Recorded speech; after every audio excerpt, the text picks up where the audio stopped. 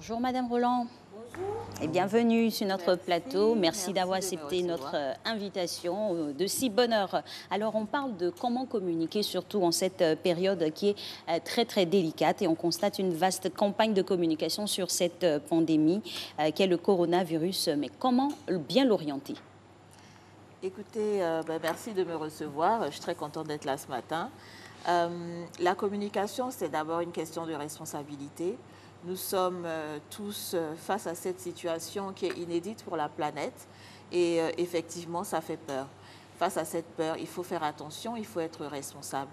Je pense que la première des choses, c'est de savoir discerner les sources. Nous avons un gouvernement qui a pris des mesures et nous avons l'Organisation mondiale de la santé qui est l'autorité régalienne mondiale en matière donc de santé. Et ces deux entités-là donc communiquent à travers des consignes très claires qui ont été partagées à tout le monde et il faut s'en tenir à cela.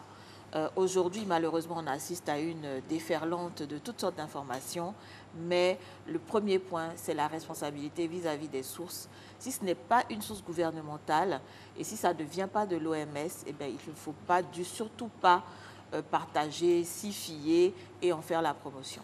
Alors, dans pareilles circonstances, vous qui avez l'habitude d'organiser des événements, de couvrir au niveau de la communication certains événements qui n'ont par contre rien à voir parfois avec la santé, comment on fait? Et puis, il y a de l'institutionnel dedans, il y a du rapprochement. Comment on fait? C'est un peu hybride. Comment on fait? Écoutez, effectivement, c'est très spécial. La priorité, c'est les populations. Dans ce genre de cas, et nous, dans notre travail, effectivement, le premier souci, c'est la population. La population doit être bien informée, la population doit se protéger. Donc, effectivement, il y a de l'institutionnel, comme vous dites, Marcelin, mais l'institutionnel même nous saisit par rapport aux problématiques donc, de sécuriser la population. Alors, ce qu'on va faire, c'est qu'on va regarder tout ce qui peut toucher la population. Et nous avons un pays qui est très cosmopolite, qui est étendu. Aujourd'hui en Côte d'Ivoire, nous sommes environ 26 millions d'habitants. Il y en a qui sont dans les villes, il y en a qui sont dans les villages. Il y en a qui ont accès à la télé, il y en a qui n'ont pas accès à la télé, il y en a qui sont connectés, il y en a qui ne sont pas connectés. Il faut prévoir dans toute une palette de moyens de communication pour transmettre l'information à ces populations. C'est vrai que dans les différentes déclinaisons de communication, on a pu constater ici la diffusion de messages dans nos langues nationales. Et c'est à saluer. Voilà, c'est à propos, justement pour poursuivre sur cette même lancée, avec peut-être un regard sur les entreprises aujourd'hui qui doivent faire attention à la manière de communiquer, ne pas mettre en avant plus le profit ou, je vais dire, l'exhibitionnisme, mais plutôt le patriotisme ou la manière d'être ensemble. Comment elles peuvent, je veux dire, mettre en place une bonne communication face à cette maladie? Les entreprises, effectivement, ont une responsabilité sociale. Aujourd'hui, chaque entreprise est quand même, se doit d'être une entreprise citoyenne. Il faut prendre des mesures. Nous l'avons fait. Il faut d'abord sensibiliser le personnel, tout simplement. On a des équipes qui travaillent pour nous, on a des collaborateurs. Il faut leur expliquer ce qui se passe. Deuxième chose, à l'intérieur de l'entreprise, il faut prendre des mesures. Le gouvernement a donné des consignes, la distanciation sociale, il faut l'appliquer dans les bureaux. Nous, par exemple, nous avons tracé une ligne à l'accueil à ne pas dépasser pour s'adresser justement à la standardiste. C'est un exemple que je vous donne. Il faut aussi mettre des points de lavage des mains dans les entreprises. À plusieurs endroits, il ne faut pas se contenter juste du lavabo qui est là tout le temps. Il faut ajouter un point de lavage des mains à l'entrée pour que tous ceux qui passent la porte se lavent d'abord les mains. Ensuite, il est important de dire aux collaborateurs qui sont eux aussi des vecteurs du message. Donc leur donner la bonne information de manière écrite et orale, qu'ils puissent aller dans leur famille parler. Et vous me parliez aussi de ne pas faire d'exhibitionnisme ou de promotion. Exactement. Là aussi, il ne faut pas franchir cette ligne. Chaque entreprise doit pouvoir apporter sa pierre à l'édifice. Par exemple, les entreprises qui sont dans la commune de Cocody peuvent contribuer justement aux mesures qui ont été prises et qui sont à saluer par donc, la mairie de Cocody. Nous devons dire à nos collaborateurs et nous devons peut-être aider aussi ces taxis et ces woro qui sont dans notre rue à tenez, je vous achète un peu de savon liquide. Partagez aux chauffeurs de taxi. Donc je pense qu'il y a beaucoup de choses à faire et il faut que les entreprises, dans ce genre de situation, ne pense pas au profit, mais pense effectivement à contribuer à ce que tout le monde soit protégé. Parce que imaginez si la maladie se propage, finalement nous perdons tous. Et il va aussi, tout ça, ça fait partie de la responsabilité sociétale des entreprises. C'est une donnée qui est de plus en plus, qui fait partie des certifications des entreprises. Il faut faire attention. Alors, Madame Roland, quand on communique comme ça dans ces moments de crise, on s'appuie, hein, c'est sous-tendu par plusieurs facteurs. Au niveau déjà de la stratification de la population, on parle à des gens parfois aussi qui ne comprennent pas bien, ne parlent pas bien français. Il y a des populations en zone rurale, il y a des jeunes, des enfants. Et en plus, il y a Internet. Il y a tous ces agrégats-là qui change la donne en matière communicationnelle, non? Oui, effectivement. Aujourd'hui, nous avons en Côte d'Ivoire une population dont la plus grande partie est jeune. C'est un pays jeune et c'est une grosse chance que nous avons. Il faut équiper ces jeunes-là. Beaucoup sont sur WhatsApp, beaucoup se retrouvent dans des grains, dans des petits groupes. Il faut aller vers eux. Nous devons leur donner la bonne information. Il ne faut pas hésiter à utiliser le Nushi. Il ne faut pas hésiter, par exemple, à créer des émissions d'utilité publique, télé, radio. Il faut aller en profondeur sur comment est-ce qu'on peut utiliser Internet, par exemple avec des petites vidéos YouTube qui pourront ensuite se partager. Mais il faut décliner le message. Et surtout, c'est très important, nous les Ivoiriens, nous sommes des bons vivants. Donc on a tendance à banaliser un peu ce qui peut nous faire du mal. Et quelque part, ce n'est pas mauvais, c'est bien d'être optimiste dans la vie. Mais il y a une limite. On ne prend pas tout pour s'amuser. Et je pense que ça aussi, c'est un important message qu'il faut faire passer. Maintenant, nos parents dans le village, nous qui sommes en ville, appelons-les. Ceux qui vont au village, on leur donne des informations. On dit, ah, va faire une commission à mes parents. La commission, c'est les consignes de prudence, surtout la distanciation sociale, surtout le lavage des mains. Et le lavage des mains, il y a une astuce. On peut leur dire, il faut chanter pendant 20 secondes. C'est une très bonne astuce. Par exemple, si vous chantez Joyeux anniversaire, donc vous finissez de chanter et c'est là que vous vous rincez les mains. Lavez en haut, lavez entre les doigts, frottez les paumes, arrivez au poignet, refrottez les mains, rincez. Donc, c'est des choses qu'il faut démontrer aussi. Donc, pourquoi ne pas envoyer des crieurs publics? Pourquoi ne pas équiper les griots, justement?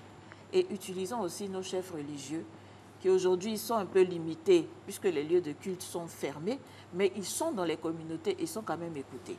On peut les équiper aussi pour qu'ils puissent faire passer nos messages.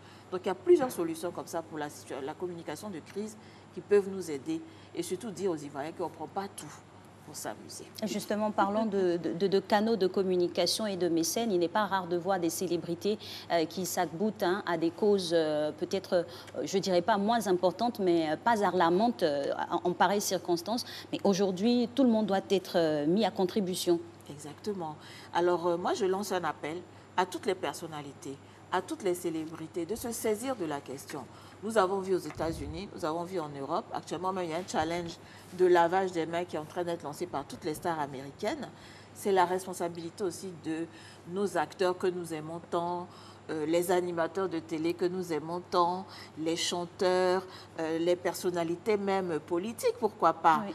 Je pense que c'est un sujet qui nous concerne tous. Venez parler, sortez dans vos communautés tout en respectant la distanciation sociale et le nombre limité de rassemblements à 50 personnes. Mais faisons notre part, faisons des petites vidéos, mettons ça sur nos pages sociales et vous allez voir que les gens vont récupérer.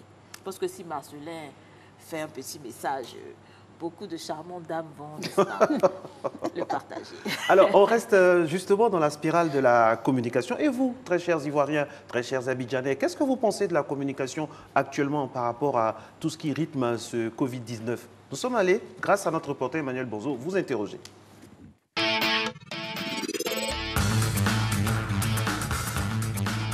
l'avènement des réseaux sociaux, les téléphones Android, la RTI, donc je pense que nous sommes assez sensibilisés. En ce sens que c'est l'actualité du moment, tout le monde en parle. Le ministre de la Santé a eu à prendre des décisions que nous sommes en train d'appliquer, des décisions venant du Conseil des ministres, où le président a dit à tout le monde de rester confiné à la maison, les enfants de rester aussi à la maison. Et je pense que nous sommes assez sensibilisés. Bon, j'ai un gel dans la voiture, partout où je passe, je me lave la main à tout moment. J'ai un masque aussi au cas où je vais dans un endroit beaucoup fréquenté. Je donne ces mêmes mesures aussi à mon entourage, à la maison. Dès que quelqu'un franchit le pas de la porte déjà, on lui met le gel à la main et bon, on garde une distance vis-à-vis de cette personne. Est-ce que dans les villages, dans les villes à l'intérieur du pays, est-ce qu'ils ont des informations? Donc normalement, le ministre doit penser à décentraliser ces informations au niveau des communes, au niveau des sous-préfectures, de telle sorte qu'il y ait des équipes dans les villages, dans les villes à l'intérieur du pays pour faire une sensibilisation visuelle à nos parents pour qu'ils puissent savoir, parce qu'il y a des gens qui quittent en Europe, qui viennent au village.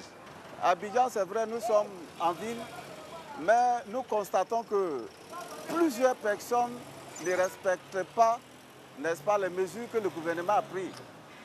Mais je pense que c'est une question d'information. Il faut informer, il faut répéter. On dit que la répétition est pédagogique. Merci. On a pu voir dans cet élément-là les Ivoiriens qui se saisissent vraiment d'une manière ou d'une autre de forme de communication. Justement, Madame Roland, comment orienter la communication dans cette période-là, au niveau même institutionnel, pour faire baisser la psychose? Je pense qu'il ne faut pas du tout hésiter à marteler le message. Je pense qu'il faut, c'est une suggestion, hein, il faut faire des points. Il faut faire des points, peut-être même toutes les 2-3 heures. Ouais. Il faut parler, il faut répéter. On a la chance en Côte d'Ivoire d'avoir un système médiatique bien développé, avec des professionnels. Faisons vraiment, tirons-en le meilleur bénéfice. La radio, la télévision, les journaux même devraient avoir des unes spéciales. On peut faire le maximum, mais n'hésitons pas à marteler, parce que la psychose se nourrit de désinformation. Et aujourd'hui, nous voyons des gens qui se lèvent, parce que la nature a horreur du vide, qui se lèvent, qui se disent experts, qui font des théories, mangez ci, buvez cela, c'est une maladie de blanc, ça ne va pas vous rendre malade, ça ne supporte pas la température. Il y a tellement de fausseté, mais c'est parce que la nature a horreur du vide. Nous avons un corps médical. Allons vers eux, leur tendre le micro. Pourquoi pas? Faisons des flash infos, faisons des dépêches, des bandes déroulantes. Utilisons ce réseau de panneaux que nous avons pour justement diffuser l'information. Rien ne doit être mis de côté pour faire passer le message de manière répétée. Et je pense qu'on va y arriver. Nous avons les parleurs en langue, nous avons tellement de choses, les radios de proximité. Il faut marteler, marteler et marteler. Ainsi, le vide ne pourra pas s'installer pour que des pseudo-experts viennent ou que la population elle-même se crée des messages et finalement induisent tout le monde en erreur. Les grands spécialistes de la communication, comme votre époux et vous dites toujours quand vous êtes avec des gens en formation et autres, communiquer, c'est prévoir, anticiper et donner l'exemple. Quand vous regardez en ce moment, par exemple, à l'Assemblée nationale, où les députés sont côte à côte en train de gérer, de voter la Constitution, il n'y a même pas de masque là-bas. Quel exemple ça peut donner à la population? Ça, c'est un. Quand vous voyez, par exemple, le ministre de la Santé qui est interrogé par des gens qui ne sont même pas à 1 mètre, quel exemple ça donne à la population? Quand vous voyez des enfants à qui on dit de ne plus aller à l'école, qui se retrouvent à la plage avec une certaine promiscuité, bon, là, qu'est-ce qu'on faut parler comme les Ivoiriens? On fait quoi? On fait comment? Je pense que c'est progressif. Malheureusement, face à cette pandémie, nous n'avons pas beaucoup de temps. Nous avons vu les dégâts en Italie. Aujourd'hui, la France est fait face à une vague de décès un peu effrayante, en tout cas depuis 24 heures. Je pense qu'il ne faut pas hésiter à faire peur. Je pense qu'il ne faut pas hésiter à faire peur. Et il faut aussi rappeler les distances. Donc hier, moi, j'étais dans un magasin à la caisse. Et donc, la dame qui me suivait se rapprochait beaucoup de moi. Et donc, elle voulait absolument passer vite à la caisse. Alors, moi, j'étais très calme. Et à un moment donné, je lui ai dit, Madame, vous devez respecter un espace entre vous et moi de 1 mètre au moins. Et je me suis adressée aussi à la caissière. Je dis, chère amie, je me tiens loin de vous parce que je ne peux pas être dans votre rayon de 1 mètre. Et imaginez si tous les clients venaient dans le périmètre de 1 mètre, ma chère amie, vous êtes en danger. Donc, n'hésitons pas à sensibiliser chacun à notre niveau. Et parlons à nos jeunes frères, parlons à nos jeunes sœurs. Ce ne sont pas des vacances. Cette décision que le gouvernement a prise de vous enlever des écoles, c'est pour vous protéger. Ce ne sont pas des vacances. Laissez ces histoires de plage. N'allez pas vous bonder dans des maquis. Soyez sages. Soyez dans la retenue. vous n'êtes pas en vacances, cherchez plutôt à étudier à la maison. Pour parce maintenir. qu'effectivement, l'année scolaire n'est pas terminée. Exactement, elle se poursuit. Hein, et puis, d'autres personnes pourraient éveiller des idées comme ça pour pouvoir les maintenir dans le système académique. Alors, Madame Roland, on pourrait prendre le cas des marchés. C'est vrai qu'on prend des mesures dans les grandes surfaces, mais nos marchés tels qu'ils sont actuellement, c'est la promiscuité. Il faut le dire ainsi. Oui. Mais on n'a aucune mesure à ce sujet-là. Là, les marchés, il faut agir rapidement. Ah oui. Très rapidement. Là, je note, vous voyez, entre vous et nous, il y a bien, l'espace est respecté. Oui. Félicitations pour cela. Je pense que dans les marchés, il faut y aller vraiment au forceps. Heureusement pour nous, les marchés ont des syndicats qui les gèrent, ont des associations de femmes très dynamiques. Je pense qu'il faut les approcher. Et ce concept que moi j'appelle un peu de la distancia, il faut l'instaurer. Il faut parler à nos mamans avec leur langage à elles. Maman, la distancia peut te sauver la vie. Et je pense que ces mamans-là vont le faire.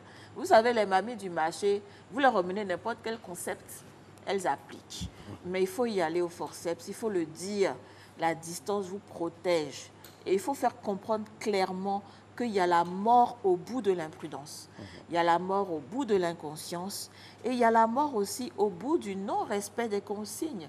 Donc, elle est en train de vendre, tout le monde touche tout. Ça postillonne. Il faut faire attention, il faut se protéger.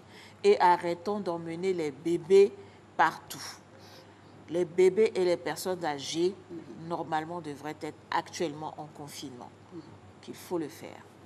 Alors, je sais que vous n'êtes pas médecin, mais je veux dire, avec tout ce qu'on voit là, avec tout ce qui s'est passé ailleurs et que nous voyons via divers canaux, est-ce qu'on ne va pas vers un confinement? Ce ne serait pas mieux d'un confinement progressif, à commencer par les entreprises de façon progressive, ou bien on attend forcément qu'il y ait 15, 20, 30 cas? Qu'est-ce qu'on fait? Parce que communiquer, c'est anticiper, gouverner aussi, c'est prévoir. Bon, là, je vais vous donner mon avis personnel. Moi, je suis une maman. J'ai des parents un peu partout. J'ai des parents en France qui sont actuellement confinés. Nous avons des parents en Amérique du Nord. Moi, personnellement, je suis pour le confinement. Je pense que c'est vrai, ça ne va pas être facile, surtout pour nous les Ivoiriens qui aimons tellement le contact. Mais quand vous voyez le nombre de décès, quand vous voyez la catastrophe, je pense qu'il faut, à mon avis, il faut se confiner. Ça va être dur, mais il faut le faire. Et nous avons des autorités qui sont très aguerries quant à la santé des populations. On pense qu'on arrivera progressivement à des mesures strictes pour pouvoir mettre tout le monde à l'abri. Parlons de l'opportunisme que crée aussi cette maladie. Est-ce que c'est à dessein que des grandes surfaces, que des sociétés flambent les prix ou voilà, créer des manques de stock juste pour pouvoir écouler le plus rapidement possible leurs marchandises? Effectivement, on déplore certains comportements sur les marchés et c'est dommage. Je pense qu'il faut sanctionner. Je crois que le ministère du Commerce a déjà commencé, n'est-ce pas, à communiquer dessus. Il faut arrêter. Et puis nous aussi, calmons-nous. Et puis faisons preuve de bienveillance. Vous arrivez devant un rayon, il reste 5 paquets de pâtes. On peut partager. Prenez un, prenez 2, laissez les 3 autres. Franchement. Oui. Il y a un moment où il y a de la bienveillance. C'est clair. Si vous achetez du riz, quand vous arrivez au quartier, on sait très bien qu'au bout de la rue, il y a peut-être une cour commune où il y a une veuve. Enlevez un peu de riz, allez donner. Il faut que dans ce genre de situation, l'humain revienne au centre. Et puis ayons peur de Dieu. Parce que tout ça, oui, c'est clair. Oui. Quelqu'un qui prend le désinfectant et qui quadruple le prix pour profiter des populations qui sont en détresse, ça, c'est criminel. Tout à fait. Merci infiniment à vous, Sandrine Roland. C'est un plaisir donc de bénéficier de votre science au niveau de la communication. On en a appris beaucoup de choses et le plateau est ouvert. Vous venez quand vous voulez, avec qui vous voulez, surtout avec le monsieur qui est au fond là-bas, que je salue respectueusement. Matamana se poursuit, mesdames et messieurs.